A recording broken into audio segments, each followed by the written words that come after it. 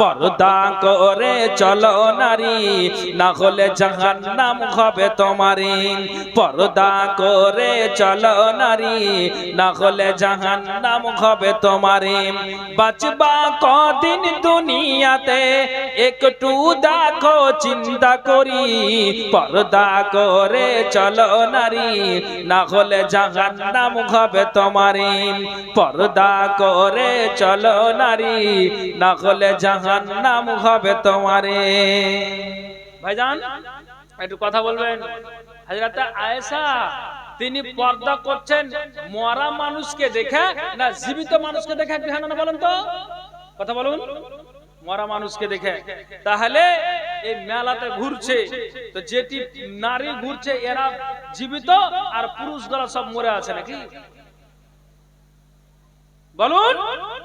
যে নারী একটা কবরের কাছে বেগানা পুরুষের সামনে মাথার কাপড়টা খুলতে লজ্জা পেল, যেখানে বেগানা পুরুষ ঘুমিয়ে আছে, আমি তার সামনে মাথার কাপড় খুলে দিলে এটা লজ্জার ব্যাপার, আমি আর খুলবো না।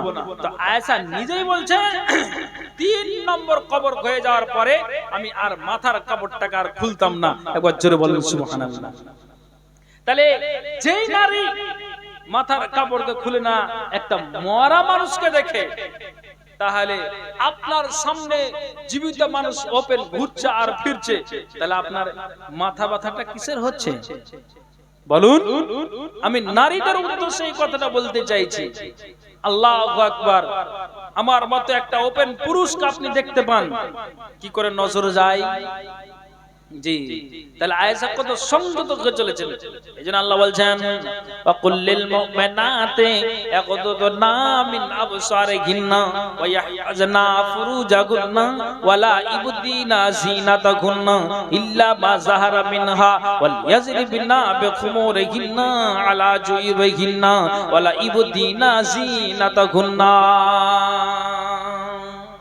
আর একটু বলেনি, আর একটু বলে নি, তারপরে একটা দায়িত্ব পালন করবে ইনশাআল্লাহ। আপনাদের বিরক্ত হচ্ছে নাকি? এটা ভালো করে শুনেন। ঠিক আব্দুর রহমানের এটা মেয়ে, আবু বকরের এটা পত্নী, আবু বকর সিদ্দিক রাদিয়াল্লাহু তাআলা আনহু একদিন বাড়ি থেকে বের হচ্ছে তো চাদর দিয়া আছে আপনার সারা শরীরে, পাতলা একটা চাদর, মাথায় আপনার জন্য কোনো আপনার জন্য নেই, মাথায় কোনো কাপড় নেই, এমনি ওপেন আপনার খুলছে, বুঝতে পারলেন তো? আপনার যে ওপেন এইভাবে খুলছে তো ঠিক যেন আয়েশা নজর দিল যে এটা কার মেয়ে। কাছে আস্তে আস্তে দেখলো যেটা আমারই ভাতিজি। তখন কিন্তু আয়েশা যখনই এই কথাটা জানতে পারলো, নিজের 2 নয়ন দিয়ে দেখলো যেটা আমার ভাতিজি, তখন একটা বাচ্চা ছেলে যদি কান্না করে তাহলে ওই বাচ্চাটাকে কি করে আপনি সামাল দিবেন? তখন আপনি হাতে যদি 5টা টাকা থাকে বাচ্চাটাকে আপনি দিবেন, যদি আপনার হাতে না থাকে একটা দোকানদারের কাছে গিয়ে নিয়ে, বাচ্চারা আপনার ওই বস্তাগুলো খেতে ভালোবাসে, সেটা আপনি 5 টাকা দিয়ে খরিদ করে আপনি দিবেন। তেমনি যেন নিজের ভাতিজিকে আয়েশা ডাকলেন, ডাকার পরে দেখছেন যে এটা আমার ভাতিজি, এত যেন একটা পাতলা চাদর পরে রাস্তায় ঘুরছে, এটা কেমন ব্যাপার? তখন যেন আয়েশা কি করলেন, আয়েশা যেন বাচ্চা ছেলের মতো তার ভাতিজিকে ডাকলেন, ডাকার পরে তার গা থেকে চাদরটাকে ছিনিয়ে নিলেন, আর ছিনিয়ে নেওয়ার পরে আপনার ওই শুধু ছিনিয়ে নেয়নি আয়েশা, তিনি 1-2 টুকরা করে করে 3 টুকরা আয়েশা আপনার করে দিলেন, আর ছিঁড়ে চাদরটাকে ফেলে দিলেন। আর ফেলে দেওয়ার পরে ঠিক আয়েশা বলছেন, ওরে আমার বেটি, ওরে আমার ভাতিজি, কান খুলে শোনো, এইরকম করে যদি রাস্তায় চলাফেরা করো পাতলা চাদর পরে, তাহলে বলো তো এটা শরীয়ত ঠিক হবে না? শুনে রাখো, যদি একটা মুলবির বাড়িতে নিজের মুলবির স্ত্রী যদি বেপরদা হয়, মানুষেরা বেশি বলতে পায়, মানুষেরা বেশি বলার সুযোগ পায়। নিজের মুলবির বোন যদি বেগানা আপনার পুরুষের সঙ্গে আলাপ করে, তাহলে এটা মানুষের মেসেজটা আপনার বেশি যায় বাজে। তেমনি যেন আয়েশা বলছেন, ভাতিজি শোনো, এটা তুমি কাজ করেছো কি বলতো? পাতলা চাদর পরে রাস্তায় ঘোরাফেরা করছো, মানুষকে আমরা উপদেশ দিই, মানুষকে আমরা শাসন করি, আর তুমি এইভাবে কেন রাস্তায় ঘোরাফেরা করলে? সুবহানাল্লাহ।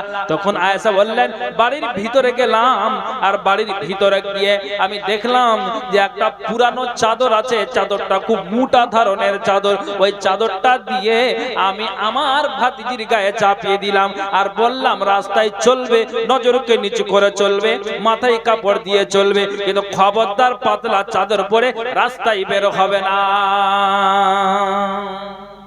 তাহলে নিজের ভাতিজিকে শাসন করছে কে? না তো আয়েশা। তো আপনি বাপ আর আপনি মা, আপনার চোখের সামনে একটা আপনার মেয়ে যদি অন্যায় করে দেয়, তাহলে আপনি অপরাধী, আপনার বিবি অপরাধী, যে আমার সামনে আমার নারীটা এইরকম আচরণ করছে, এর জবাব আপনাকে দিতে হবে। নিজের ভাতিজিকে যদি এইভাবে আয়েশা শাসন করতে পারে, তা আপনি বাপ হয়ে আপনার মেয়েকে কেন শাসন করতে পারবেন না? যে আপনাকে আমি এটাই বুঝাতে চাইছি, আপনি বাপ হয়ে কেন আপনি শাসন করতে পারবেন না? আপনি বলুন ভাইজান, আপনাকে এটাই বুঝাতে চাইছি।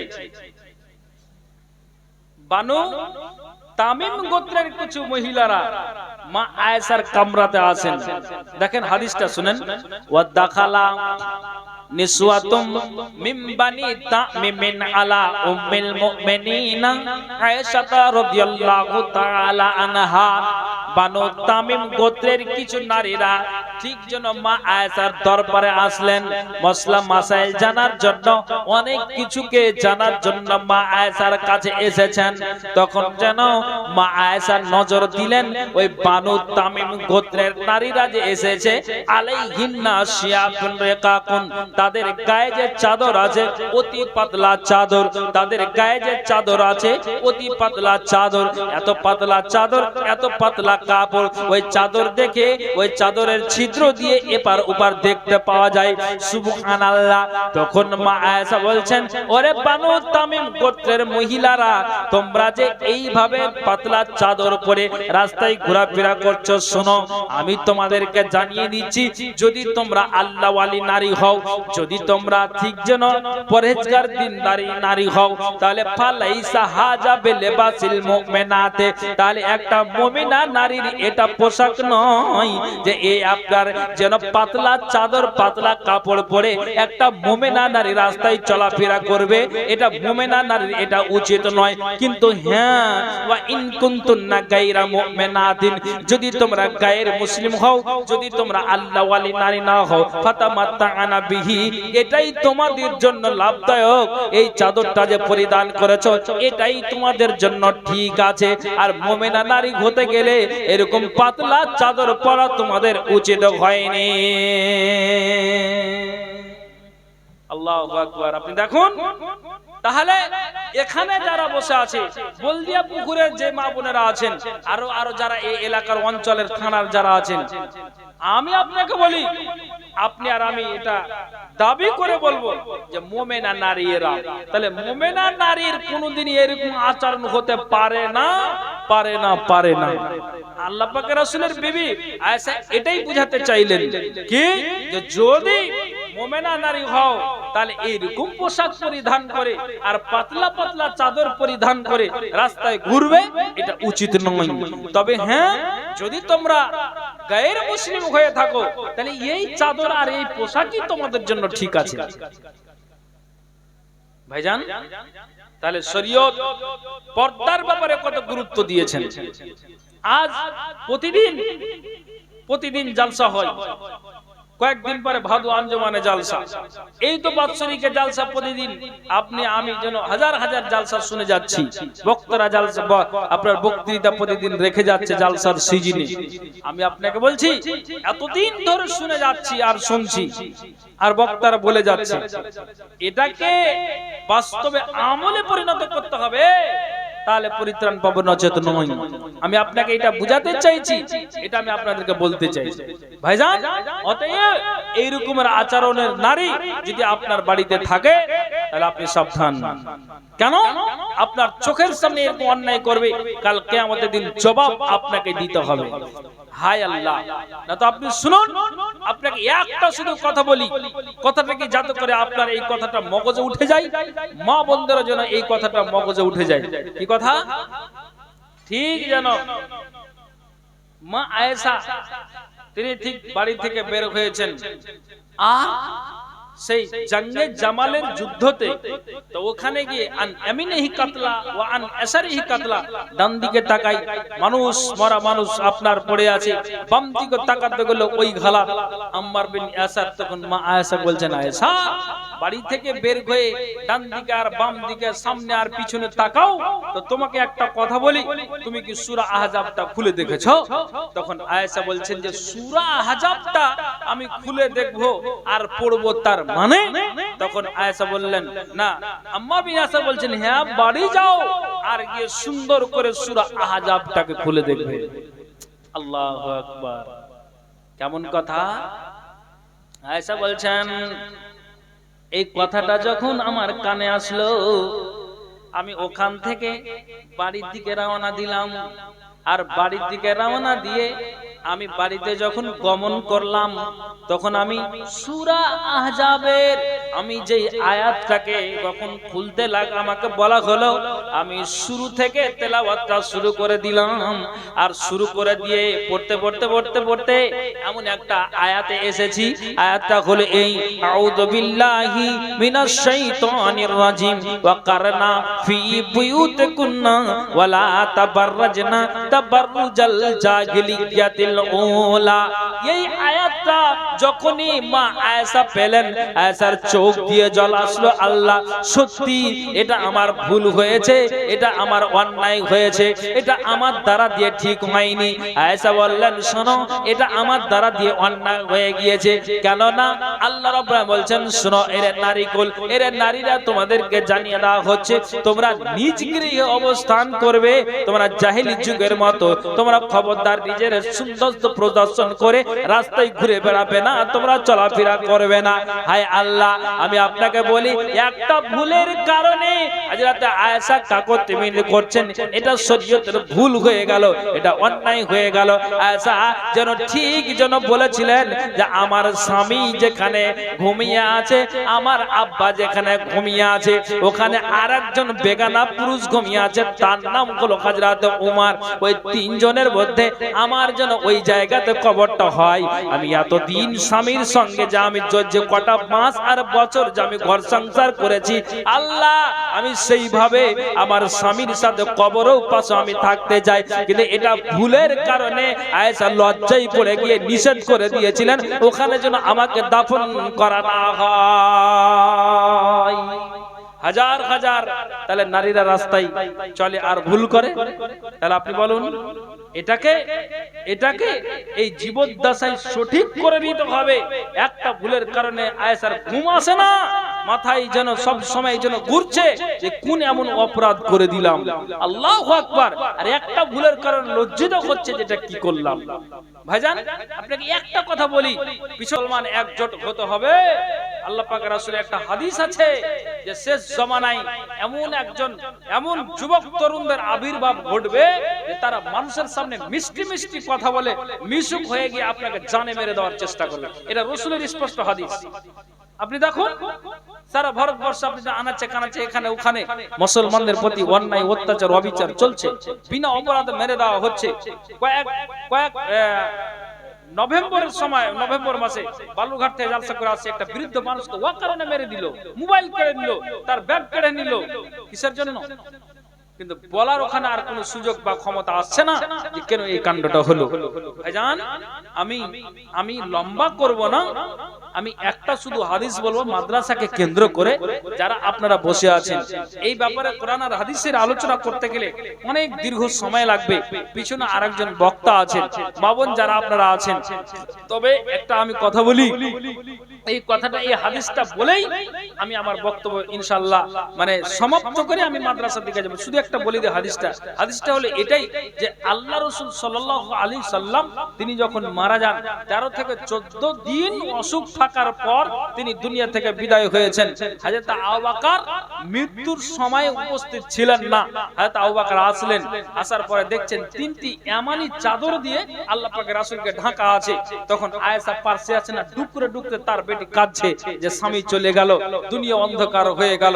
ওইদিকে গেলেন, নবীজিকে যে তিনটা এমানি চাদর দিয়ে ঢাকা আছে, আল্লাহ পাকের রাসূলের চাদরটাকে নিজের শ্বশুর আবু বকর সরালেন আর একটা গালে চুমো দিলেন, বুসো দিলেন, এক ফোঁটা জল আবু বকরের চোখ দিয়ে এসেছিল।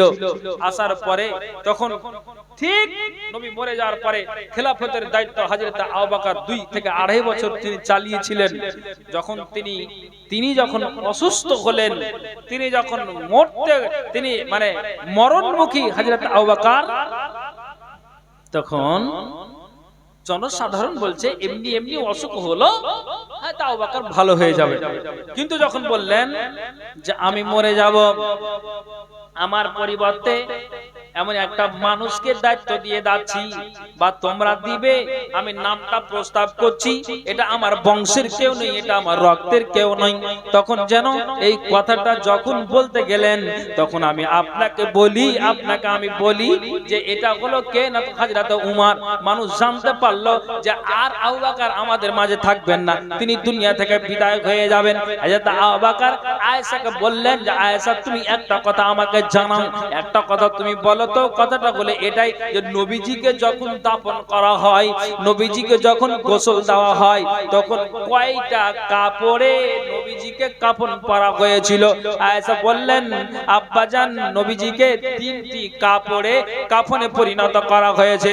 আয়েশা আবু বকর বললেন বেটি এটা আমার জানা আছে, তবে এই কথাটাকে মজবুত করার জন্য আমি এতদিন পর্যন্ত নবীর কথাকে আমি মেনে চলেছি, নবীর বাইরে চলিনি, নবীর কথার অস্বীকার করিনি, নবীর কথাকে অমান্য করে চলিনি। কিন্তু মরে যাওয়ার সময়ে নবীর কথার বিরোধিতা করব না ইনশাআল্লাহ। তবে এটাকে জানার জন্য, কথাটাকে জানার জন্য, এটা আমি মজবুত করার জন্য কথাটাকে জানলাম যে আমি যখন মরে যাব আমার বুক ফুটবে, মুখ ফুটবে না। বেটি মানুষকে জানিয়ে দিও যে আমার বাপকেও যেন 3টি কাপড়ে কাফন দেওয়া হয়।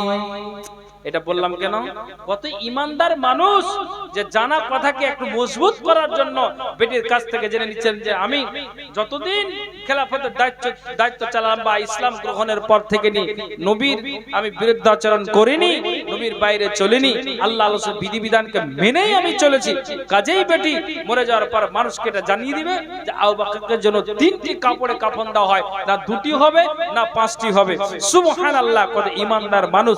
তাহলে আমি এই আবু বকরের মতো ইমানদার পুরুষ আমি এই জায়গাতে আমি 5টা জনকে দেখতে চাইছি। মা বোনদের কাছ থেকে খাদিজার মতো আমি 5 জনকে দেখতে চাইছি মা বোনদের কাছ থেকে।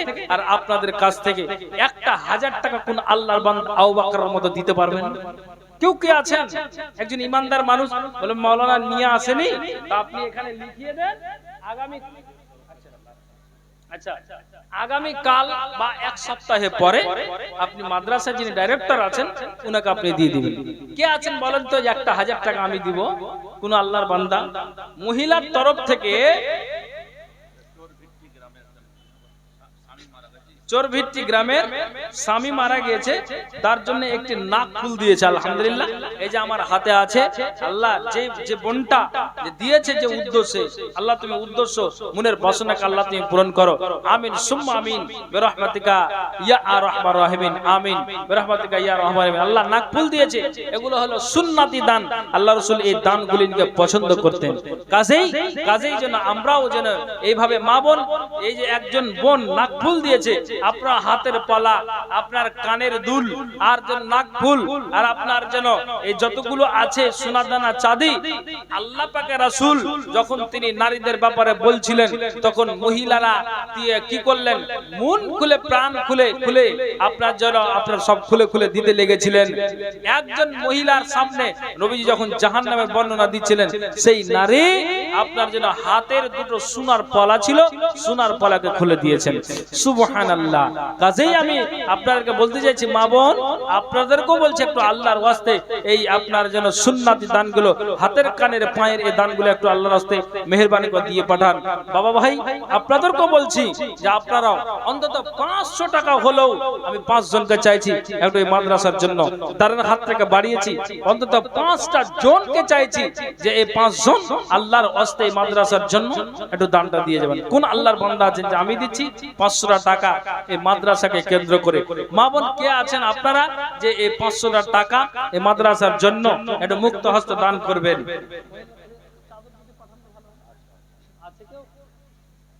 তো ওখানে যারা মহিলারা কালেকশনে আছেন আমি বলবো যে একটু চাদরটা বা যদি ব্যাগ থাকে ব্যাগ নিয়ে একটু ঘুরে নেন বা এ করো, যেহেতু কালেকশনের ব্যাপার আছে। হ্যাঁ আমি আপনাদেরকে বলছি একটু আল্লাহর ওয়াস্তে মেহেরবানি করে।